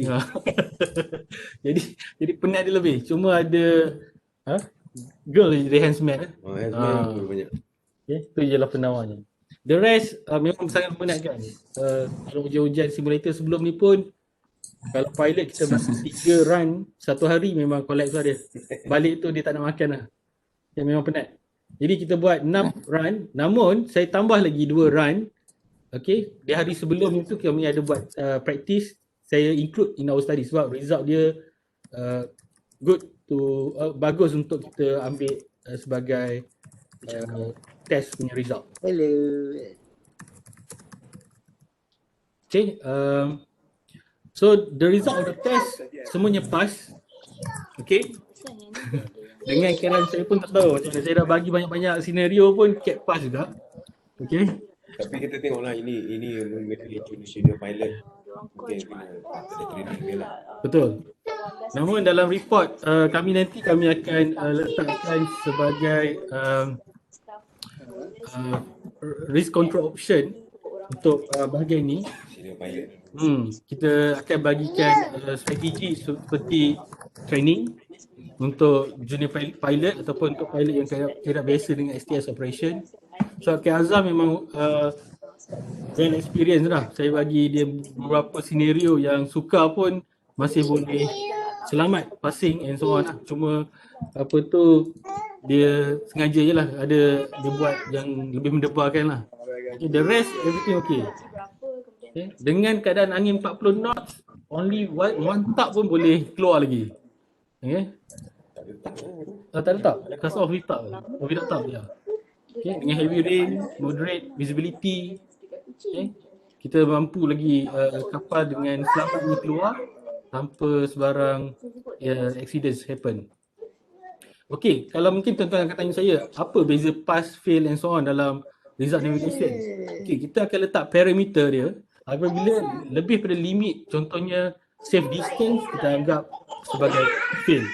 Ataupun jika berlaku contact ataupun collision, ataupun kalau dalam senario berbeza, grounding, so kita anggap fail.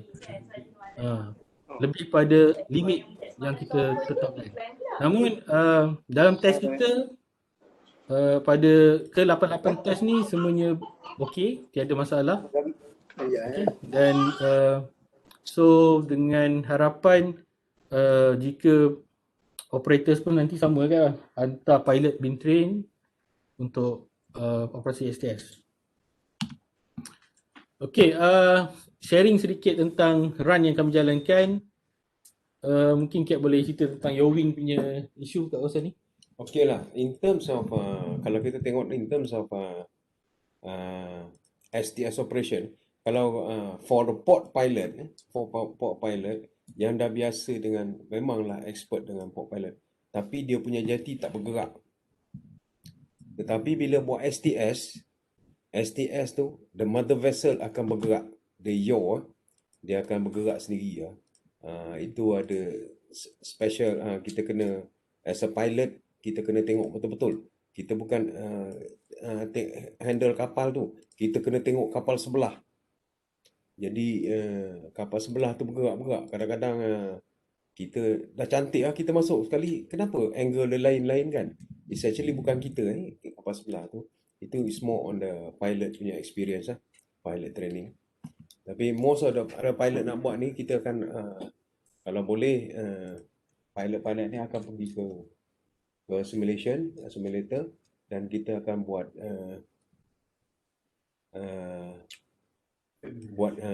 situation yang kita ada yawing semua lah. And then on top of that boleh kalau tu buat training dekat macam you dengan PTP adik-beradik kan, hantar je pilot belajar dekat PTP, pasal PTP pun banyak dia buat dekat luar. Jadi pilot boleh buat on the job training juga sekali.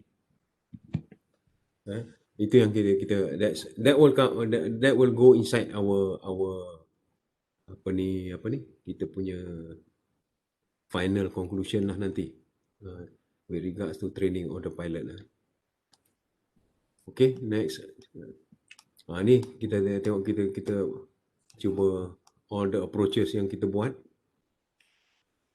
Pelik-pelik punya approaches kita buat, kita nak test. Lepas tu emergency cast off without the tugs without the tugs ni dia ada dia punya seni dia. Nak bawa keluar kapal tanpa tugboat ni. Okay. Kita gunakan angin, kita gunakan arus untuk advantage. Kita drag dan kita re-anchor. Re-anchor lah. Lepas tu kita ada soalan? Tak ada ya? Hello, Captain Azhar. Can you hear me? Yes, yeah. Okay. I try to actually recall the maneuvers that you did the other day. Yang case yawing tu, remember saya tanya pasal since we have the space, bolehkah kita also do running STS whereby will be more orang kata apa, fixed on the direction of the approach. Bolehkah kita buat macam tu? On a minimal speed lah. Maksud saya minimal speed lah. Just to avoid. Running STS ni, dia kalau buat dia at least running STS, you must have at least 18 kilometers of 18 kilometer of space.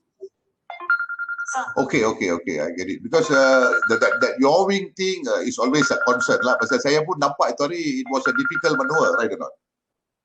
Lepas you 2-3 kali kan, tutup mata ni. Okay. It's mainly on training here. You go into my course, I tell you everything man. Okay. Because running STS ni banyak orang buat outside of the port limit.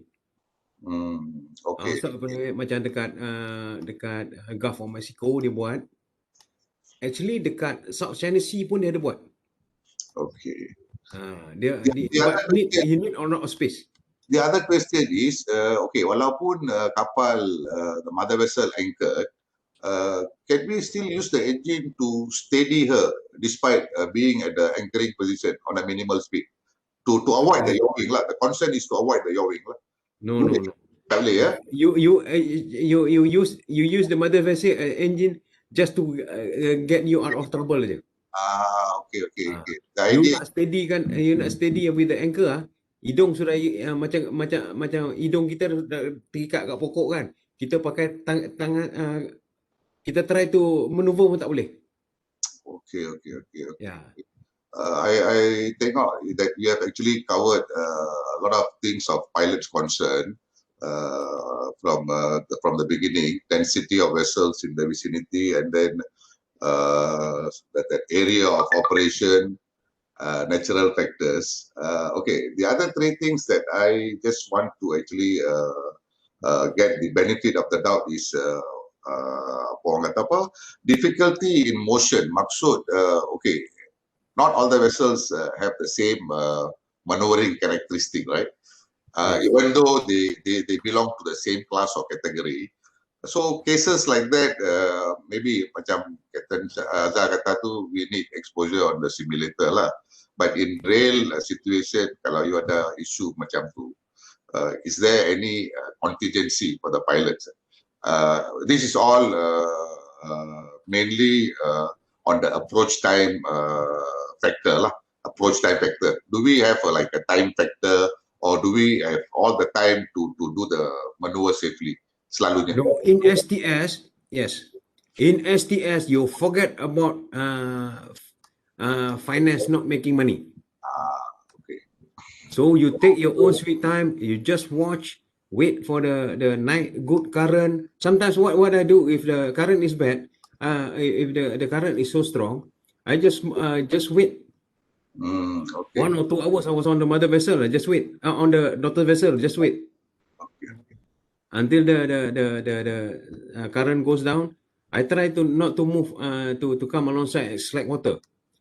Slack water macam kita I love you, you don't love me lah. Okay. Aku kejar kau lari. There's a lot of ways to they call it there's a lot of way to skin a cat.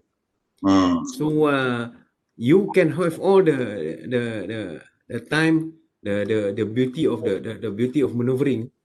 You just take your time. If you think it's not right, you just abort. Okay. Thank you. I think I abort my 7 years. I think I abort four times. All right. Yeah, because it's your control. It's your control. You become the pilot. You become the POAC kan. Both the captain will see you as the problem solver. Okay. So you must know your stuff. If you don't know your stuff, habis. Okay. Thank you. So, take your time. Is in this maneuvering is take your time, because in the port you need they are waiting for you. You have a time limit within 2 hours. You must clear kan. Exactly. I think Captain Shahrazad bawa masuk ke VLCC hari tu, dia naik 1500 21 meter. Water is about 22 meters. Under clear is about 1.5 meter only. So dia naik 1500, he came alongside at 2300. Yes. Dia kata hari ni aku cari makan susah lah. Pukul 3 petang naik, pukul 11 malam baru alongside. Kena panggil extra 2 tak. I can see your point, Captain Azhar. I can see your point. Thank you, Captain Azhar. You just take your time. This one you don't hurry, don't show that you are apa ni, macam kita dah lama bawa kapal kan. Oh, this is at the back of your hand. That is the time you get caught. Since we have the what you call benefit of using tugs for the maneuver, okay, the other day I noticed that you are using some instances 2 tugs, some instances 3 tugs. What is the recommendation by your good self from your experience? You know, what is the recommended number of tugs to use, and what is the minimum what do you call horsepower required for such operation? Okay, bollard pull, you see, for VLCC, you know, the pilot have to work out how you maneuver with the tugs available. You kalau Penang Port tak ada 60 ton bollard pull tugs, how are you going to do? Yeah. Let's say you have 40 tons, you have to work with 40 tons. So if 40 tons, you must have 4 tugs. Then your time of maneuver will be very slow. 60 ton will give you 60 ton to 70 ton tugs will give you a higher level of confidence. Is there a guideline to actually determine? Yes. I Captain Shah. Captain Shah was the one with CME. We got Captain Shah that is doing this calculation. There is a thumb rule. Okay. There is a thumb rule for VLCC. That's why VLCC we need 4 tugs. At least 4 tugs. At least 1 or 2 tug must have 60 ton bollard pull. Okay. Kalau loaded lah. Kalau empty tu, Yes. saya pernah bawa VLCC balas on balas pakai 2 tug je. Yes. Okay. Tapi telur kecut sikit lah. Okay. Yes. Okay. Thank you, Captain Azhar. No problem lah. Nanti you kalau benda ni jadi you come POAC course lah. Sure, God's grace, by God's grace. I give you everything one. My 7 years experience I can give you for free. Tak boleh lah for free. CME akan charge you lah. Ini business sikit lah bang. If you are giving free, I think CME cannot stop you. If you are giving free, Cap, I think CME cannot stop you. No, I am 62 years old. I got all this experience. So if you come to my course, I will give everything. Man. There's nothing to hide. I know it's a very delicate operation where you need, of course, besides your own experience, you need all the sporting, factors, you see. That is why we just want to know in detail apa-apa benda yang, will become a useful asset in the operation. Yeah. No, I am useful asset. I am useful asset to CME ya. Datuk dengar tu. No, actually, this is all about how you do the job. Yes. How you watch the job. Pasal dalam port no problem Jeti tak ada jalan. Yeah. Ini she go ahead, she go astern. You dah nak alongside dia datang lain. I got one experience. I got metal to metal contact VLCC. Yeah. I've pulled the ship out about 50 meters off. The moment I start the engine, the mother vessel is on ballast. She's empty. The moment I start my VLCC, I'm casting off. I start the engine. The influence of the water, the daughter vessel just come to me. Tang. Tak boleh lari lagi. That's 50 meters off. She came down from dia punya anchor up and down to straight 90 degrees tight. Oh my God. These are the things. These are other tricks. There are the tricks that you have to watch. Yeah. So I think experience pays well. I know. Yes. But this is a very interesting job. I love this job. Correct. It challenges you whether you are good or not. I think many actually, I think they just feel that to be a full-fledged, it means really a full-fledged pilot before you retire, you should have at least done one STS, to be very proud of your profession. I think those pilots who already retired, I think they never had the opportunity. So we Yeah, cannot. some retired pilot mana ada malah panjat tu kena VLCC MT VLCC kan. Haya nak sampai atas sakit So it's a dream for many pilots, Captain Azhar, but it never materialized, already retired, it's been a dream for them to do at least one STS or to do STS during their career, you see. But the problem is that they never had the opportunity. In fact, No, memang there's no opportunity. yes. I started from zero. That is why we are seeing now, this operation is coming up here in North. It will be a blessing for us in Penang. At least we can be proud to say that before we retired, we have done all these STS operations. Yeah. Apalah, nanti you come to CME, we'll train you lah. Bayarlah sikit. FOC, FOC you do it in my house lah. Duduk bawah nak kasih makan rambutan lah. Okay. Thank you. But it's a very interesting job. You guys you get this kind of work. It's a very interesting job. I see. Yeah, I can Especially when you're in emergency lah, kalang kabut ni. I can see your what do you call your commitment, your devotion. No, you have to love the job. Yeah, right. Exactly. Yes. Yeah. Once you love the job, everything is easy. But don't take it easy. It's easy, but don't take it easy. Yes. Right. It's always first time. Anything, even like here in Penang, despite being many years as a pilot here, every maneuver is treated as a first time. You see. Yes, That is yes. why I think you have that kind of what you call sensitivity towards the safety and the job itself. Yeah. That's why you see, that's why I do all these mooring studies and all these things to have a better understanding of the job I'm doing. Mm. I Yes. do a lot of mooring studies and then a lot of simulation studies. These are the things that I apply when I do my job. Yeah. You can see from your presentation itself, I can see how confident of a man you are. My job. Yeah, good, very good. Thank you. Thank you. I enjoy the job. I hate driving from Kuantan to Johor, but doing the job is easier. Yeah. Okay. Okay. So this are, I think you have seen. You see that one. That one. You see, actually, my approach was very nice. If you see from the picture, the approach was very nice. Yes. But the other vessel came to me. This time, I don't love you. You love me.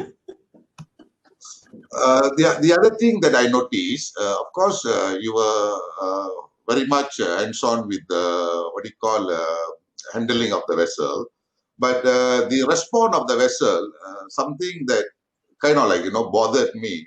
I've done a few simulations on simulator, but do they respond exactly the same way as how we in real life handle vessels?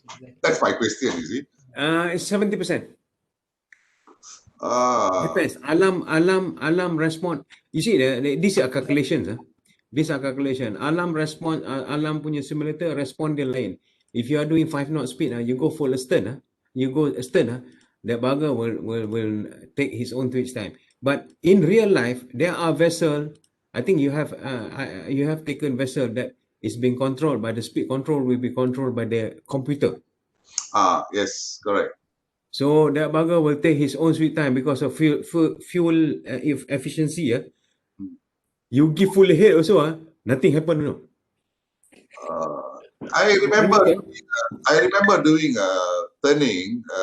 Of course, this is actually related to our maneuvers in our installations here in Penang Port on a simulator, where we are not supposed to do a port swing during dark hours. On a bulk carrier with 8 to 9 knots, I still managed to swing the vessel around, which is definitely not. No, 9 knots, forget it. It happened on the simulator. It was just like a test run.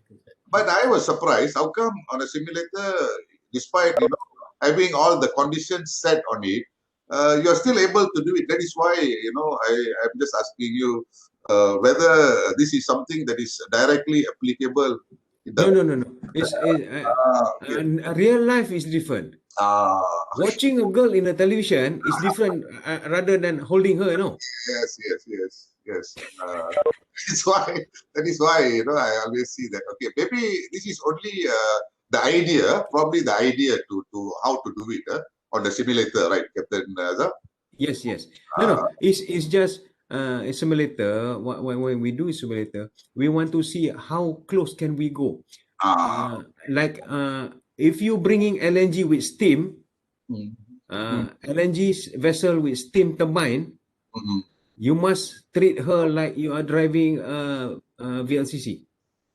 Yes, correct. Because LNG with turbine is just like steamship.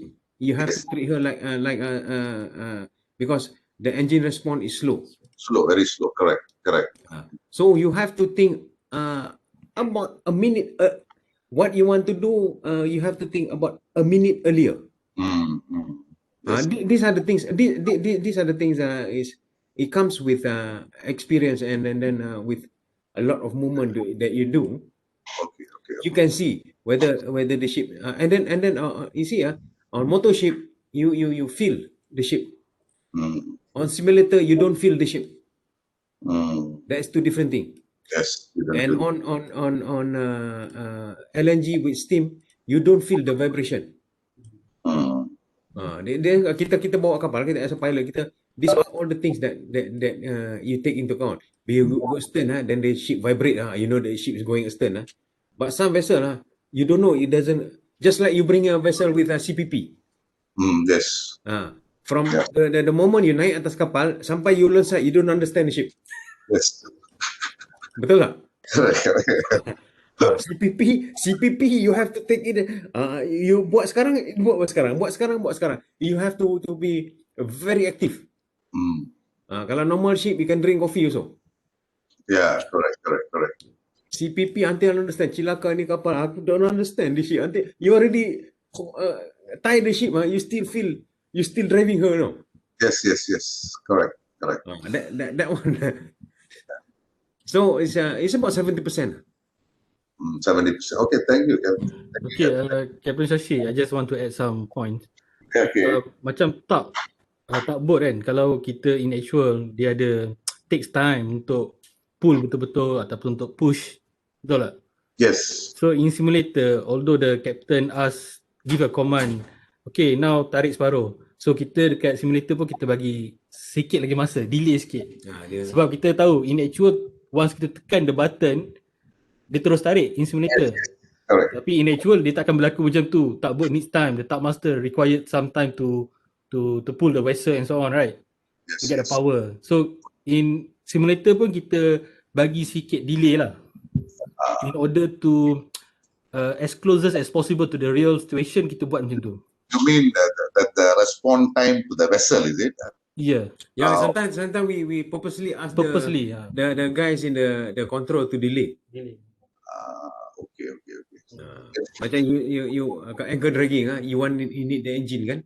One of the my PO one of the thing that in the POAC course that I teach, always when anchor dragging, you ask for engine, I just tell the other guys you go and drink coffee, after 20 minutes you come. Screaming inside, nobody controlling, you know. Because that is the real situation that you need about 20 minutes for the engine to be ready. Right. Yes. So Yeah. this guy can drink coffee, smoke cigarette outside and then come back, only start the engine. Bugger inside the simulator dah menjerit-jerit dah. Okay. That one you have to create lah. It's up to how Yeah. the Yes, possible. instructor Yeah. Okay. create the situation.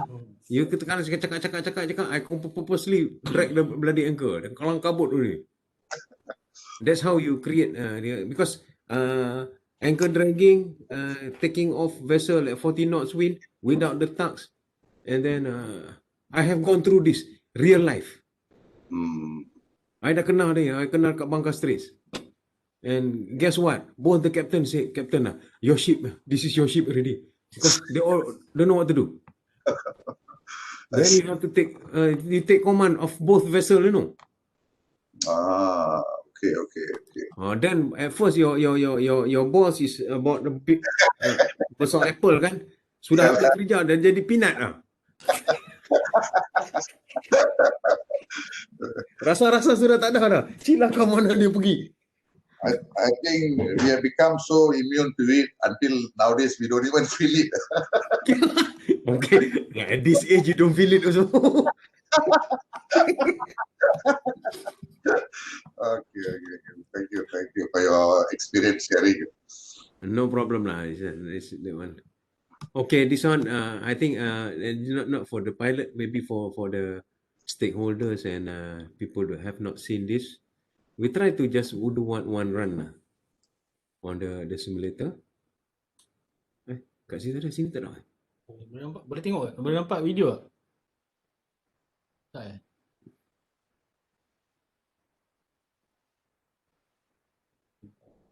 Ada masuk tak? Tak ada masuk.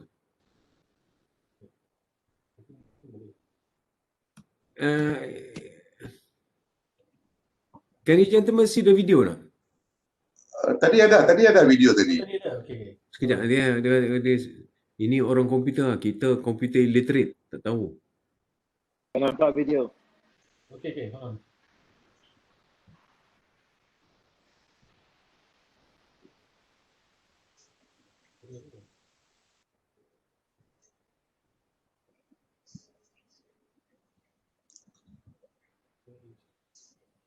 मैं अपन भी अच्छा मैं अपन भी Tak ada. Nampak tak? Yes, can see now.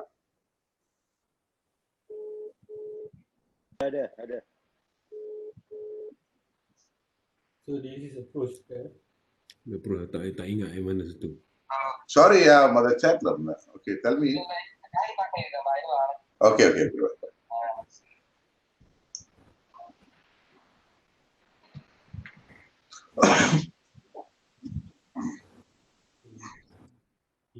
Oh, ni masa yang pusing tu. Main engine failure.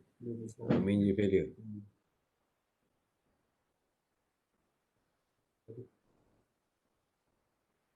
This one the main engine failure punya. Let it ride.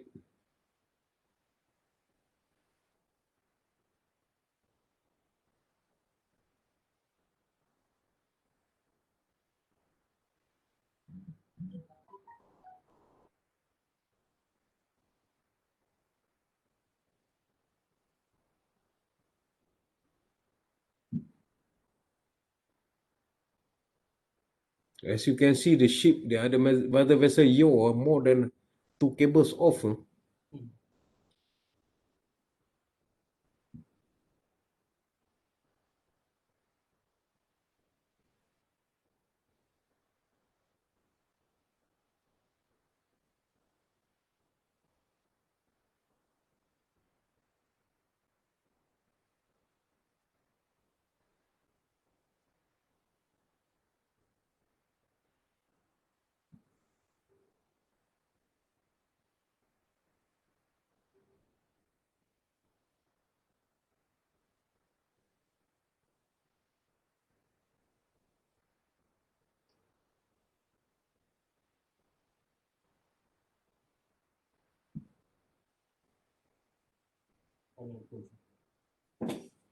This is the final approach on our side. You see, when we're coming in, the other vessel also yawing. So I'm chasing you also.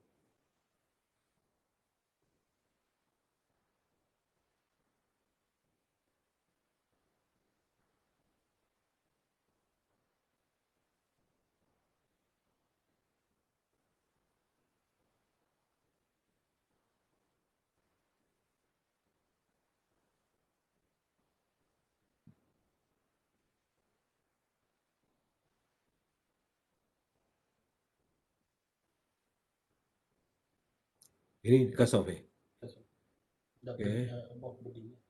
This is about breathing. Kita dah dekat, they simulate a fire and then you have to abort with aft engine breakdown. Kira kita break ada plus tengah. Okay, gentlemen, any questions or not? Yeah, okay. Okay. We stop here, and then 2 o'clock we do the brainstorming lah. Okay, insyaAllah. Okay.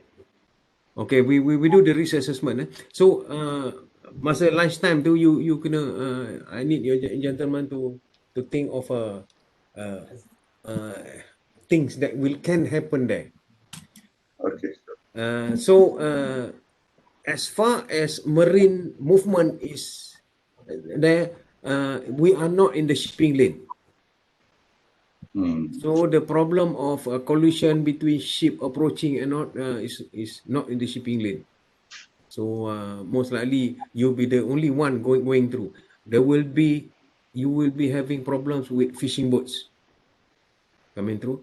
These are the risk metrics that we're going to build up.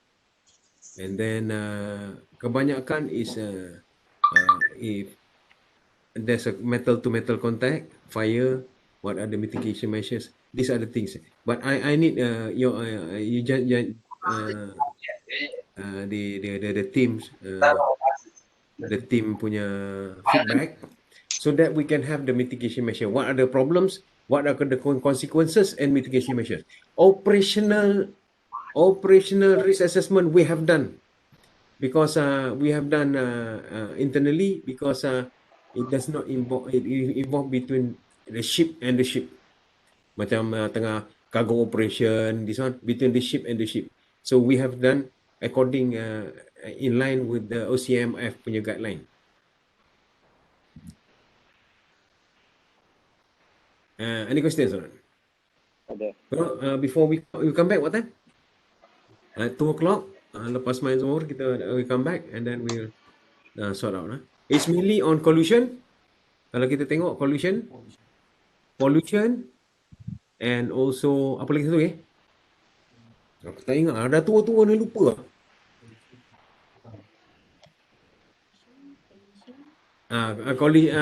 Collusion, contact, elision. Kita langgar fishing node, kita langgar fishing net, fishing boat langgar kita. These are the things that we have to come up for our risk management. Are we going to cover, Captain Azhar, are we going to cover anything on pollution? Pollution, LNG mana ada pollution bang? Let's say crude oil and all that, since you are doing Yeah. That one we have to the pollution. Nanti kita ada buat pollution, mitigation measures, and then risk control. Kita akan we go into that.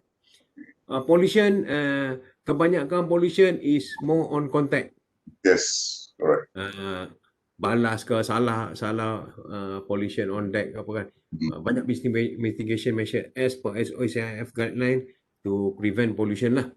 Jadi kalau kita tengok daripada yang mula-mula tadi tu, you see yang kita punya yang that pie hose brake.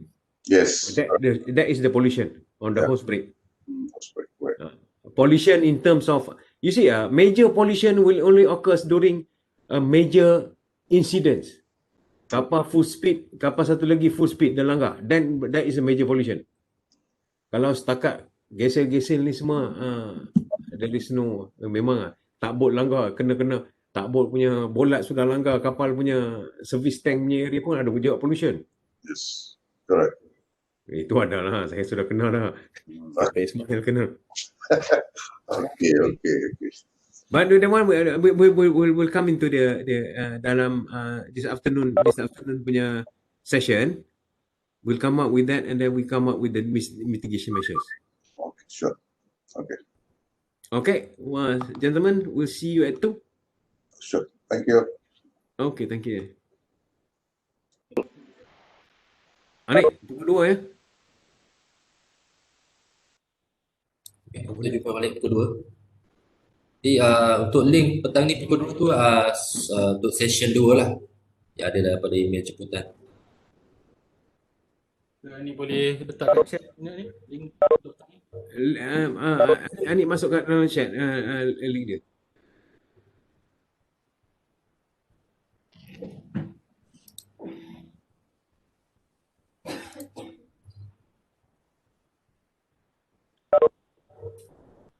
Datuk tak ada ke?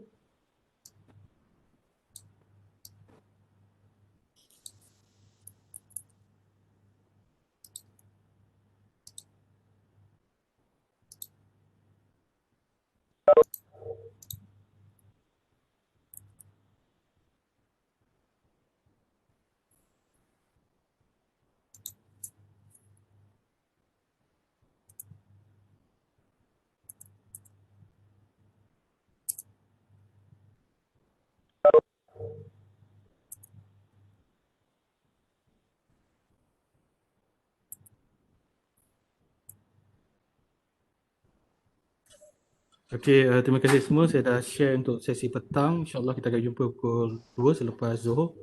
Okey, terima kasih. Saya akan off dulu link meeting semasa.